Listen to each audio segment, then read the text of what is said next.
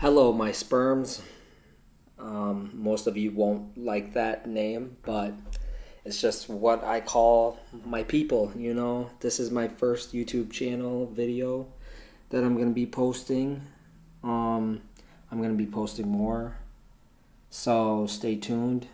I'm trying to figure out this whole YouTube thing, this YouTube algorithm, how to edit videos and all that, and I'm learning, so please help a brother out. So I saw that the Punisher and Spider-Man are going to be teaming up to fight the Hulk. What? This literally came out of nowhere. So I got to go check this out. The Cosmic Wonder, I love Cosmic Wonder, so let's go ahead and watch. Let's go ahead and watch what he has to say, because I'm honestly so excited.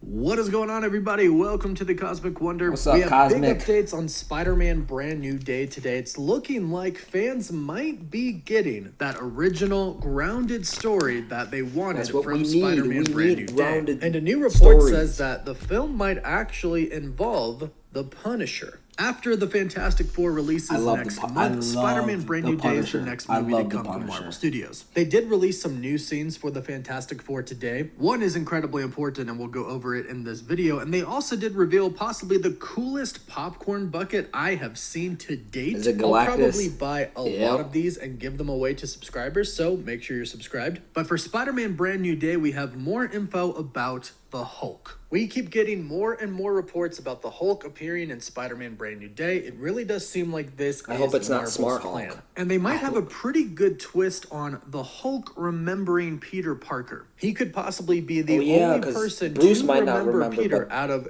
everybody. the Hulk can. And it sounds like this story could be set up very well. So we have some new information coming from the Hot Mic podcast with John Roca and Jeff Snyder. In their latest episode, they talked about how on January of this year, they talked about World War Hulk, and that John Roca revealed that the Hulk might be appearing in Spider-Man 4. He also heard that the Punisher would also appear in Spider-Man 4. And according to his source, the original plan for Spider-Man Brand New Day, or Spider-Man 4 at the time, was to have Spider-Man fighting the Hulk with the Punisher. And it was originally intended to be a ground-based movie, a street-level Spider-Man movie. Now, it's very clear that Marvel Studios definitely has plans for the Punisher. At the end of Daredevil Born Again Season 1, he played a pretty big role. We also got a confirmation from Marvel that they are indeed making a Punisher special presentation, which will come out next year, right before Daredevil Born Again Season 2, in which the Punisher is set to return. Looks like he's also set to return in Spider-Man Brand New Day. And this is kind of finally starting to make sense, because after Daredevil Born Again Season 1, a lot of fans were asking and stating that since all of this is happening in New York, where Peter Parker / Spider-Man is, this has to affect him and his story. Well,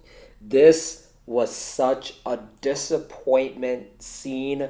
Oh my gosh, when I got to the last episode, this last scene, when I'm expecting Luke Cage, Iron Fist, Spider-Man. I knew Spider-Man wasn't going to be in it, but you know, like characters that I really wanted to see, because he was like, oh, we need a team, and I'm like, oh yes, oh baby, let's get to it. And then the camera pans to them, to the police officers. I'm like, are you kidding me? Are you kidding? Not even Jessica Jones. You couldn't even get Jessica Jones. You couldn't get Luke Cage. Really? Iron Fist? Like somebody?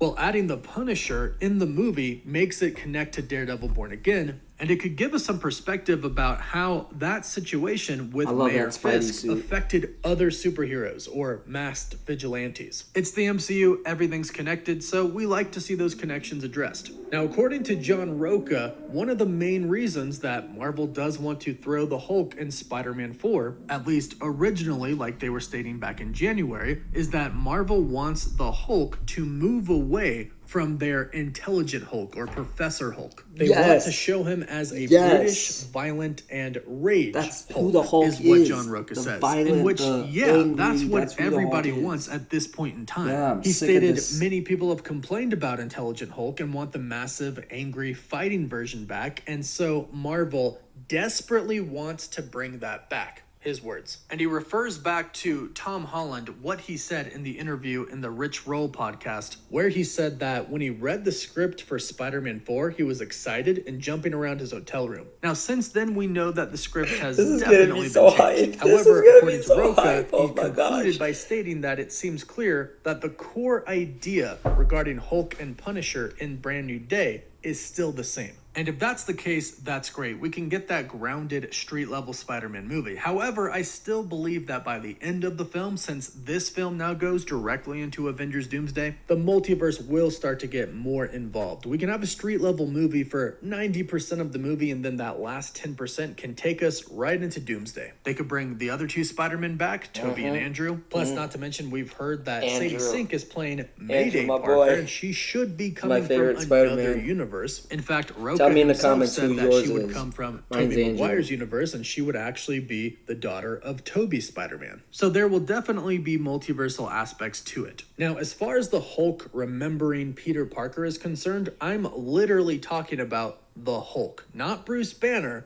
but the Hulk. Yeah. Many fans are pointing out that there was a story in the comics where everybody forgot who Peter was, but Hulk did not. And he even said Banner forgot, Hulk didn't. They might go that same route in the MCU. And yes, Bruce Banner / the Hulk do know who Spider-Man is, because Peter Parker was there at the end for Tony's funeral. And I know a lot of people have been stating, well, Smart Hulk knew who Peter Parker was, and he probably doesn't anymore. And that's most likely due to the fact that it's Banner's mind that is in control. Banner's mind gets wiped, the Hulk's doesn't. And that might actually be how they defeat the Hulk in the end. Like Spider-Man and the Punisher going up against the Hulk, while being massively entertaining, and yeah, there are ways that they could win, they probably won't, at least I hope they won't go that route in the MCU, because if we do get the angry Hulk back, hopefully he just gets angrier and angrier and essentially is unstoppable, up to the point that he might actually be going for the kill against Spider-Man. And during just fighting him, Peter Parker's mask gets taken off, and the Hulk sees that it's Peter, which makes him stop. Yes. That could be, of course, not confirmed, just a theory at this point, but that could be the direction that Marvel is going. But let me know your thoughts about that in the comments down below. Now, as far as Daredevil and Kingpin are concerned, I know a lot of people really wanted Daredevil and Kingpin in Spider-Man 4, I don't know why they Vincent wouldn't. D'Onofrio recently revealed that his character can only appear in TV shows. At least he said that's what he believed. And that's due to the whole rights situation regarding the Spider-Man characters, which Kingpin is. Gosh. Legally, that is. Obviously, he's more than just a Spider-Man character. So we're not expecting Daredevil or Kingpin to show up, but it is still definitely a possibility, because Marvel could always work out a deal with Sony for him to appear.